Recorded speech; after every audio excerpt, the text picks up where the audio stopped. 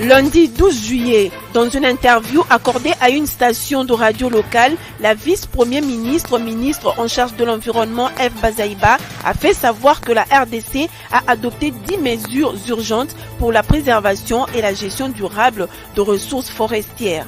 Présentées au dernier conseil de ministres par la VPM de l'environnement et développement durable, ces mesures, entre autres, sont le réexamen de concessions forestières octroyées aux institutions, la levée du moratoire en cours en matière d'octroi de titres d'exploitation forestière, la suspension de l'exploitation de bois d'œuvre, ainsi que l'instauration de la taxe carbone. Il est grand temps maintenant que la RDC puisse réguler ces marchés pour faire bénéficier au Congo le droit de bénéficier donc de ces potentialités environnementales en certifiant le carbone congolais. L'objectif poursuivi est celui-là, celui de réguler les marchés, obtenir la taxe carbone et certifier le carbone congolais, de sorte que tous les pollueurs-payeurs puissent savoir qu'ils bénéficient de réguler le climat par rapport aux forêts de la RDC, que la RDC devra en bénéficier. Donc, mardi 13 juillet, la VPM a échangé avec la déléguée générale à l'OIF, Nefertiti Chibanda. En toile de fond, la mise en œuvre du projet de développement des initiatives en faveur de la promotion des technologies et de la lutte contre la pauvreté.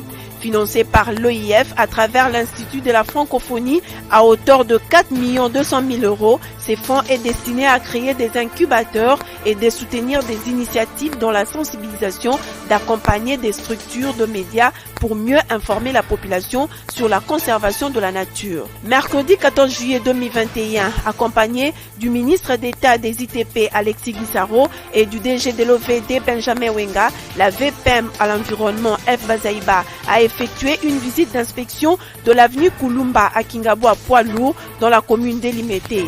C'est là en vue de palper du doigt les réalités sur terrain. Cette route secondaire va de Kingabwa poids lourd jusqu'à l'aéroport international d'Nchili. La réhabilitation de cette avenue, comme tant d'autres, facilitera davantage le trafic routier. Kingabwa babosani yangote.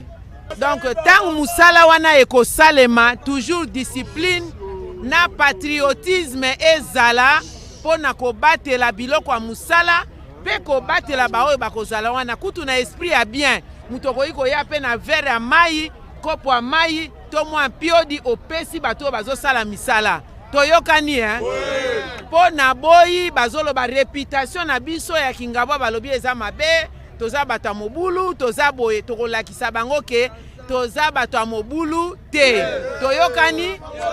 Juste après, la patronne de l'environnement a ouvert le travaux de la 107e réunion du comité de l'ITIE. Il était question de faire un point sur l'état d'avancement de ce qui a été proposé comme mesures correctives visant à améliorer la transparence de l'industrie extractive, essentiellement l'industrie minière, a renchéri le ministre du Plan, Mwando Nsimba.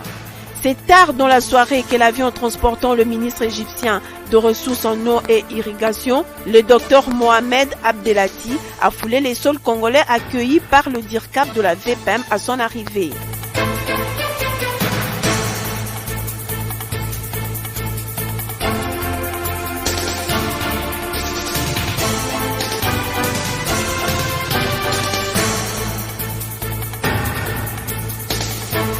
Le jeudi 15 juillet, F. Bazaïba et son hôte ont été reçus par le Premier ministre Sama Lukonde avant un tête-à-tête entre les deux personnalités au ministère de l'Environnement.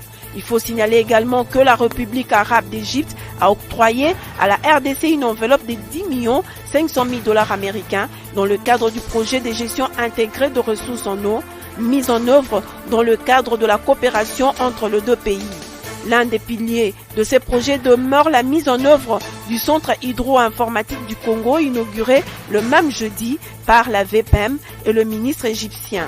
Ce centre qui se trouve à Limete 7e rue industrielle permettra la gestion durable de ressources en eau entre le pays utilisateur et aussi la prévention de catastrophes y afférentes.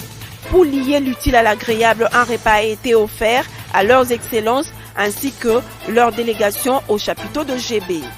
Vendredi 16 juillet 2021, la délégation du projet NELSAP avec sa branche projet de pêcherie sur le lac Albert et Édouard en RDC a rencontré la VPM F. Bazaïba pour lui faire rapport de leur projet sur terrain. Le directeur Lunguma Luchi, qui accompagnait la délégation, a signifié que NELSAP est un projet de l'initiative du bassin du Nil basé sur les lacs équatoriaux. Pour le coordonnateur de l'IFDEI, Joseph Matungulu, ce projet dit régional est financé par la Banque africaine de développement, BAD en sigle, à hauteur de 8 700 000 $ américains pour la République démocratique du Congo. Il s'est dit également satisfait de la vision de l'autorité qui est non seulement politique mais aussi basée sur les écosystèmes, un élément très important et encourageant qui donne de l'espoir.